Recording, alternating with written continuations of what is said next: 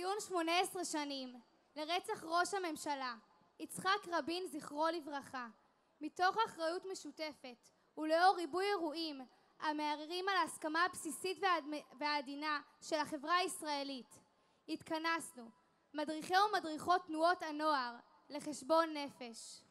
אנו ודווקא אנו, חניכים ומדריכים מכל קשת החברה הישראלית, מתאחדים יחדיו וקוראים לבני הנוער ולחברה הישראלית כולה להצטרף אלינו בברית של נצח ולקבוע שלא ניתן לאיש או אישה מתוך החברה שלנו או מחוצה לה להרים יד על הדמוקרטיה.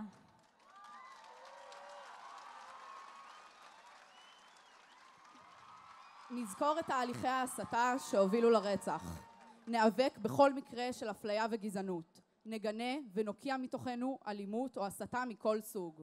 נעמוד פעם אחר פעם לצידם של שלטון החוק והכרעת הרוב, ולצידם של הצדק והשוויון, האמת והשלום. במפעלנו החינוכי, רחב ההיקף והעמוק, טמון כוח רב לעצב את דמותה של החברה הישראלית. נחנך את עצמנו ואת חניכנו לאחריות המלאה על האחר ועל החברה.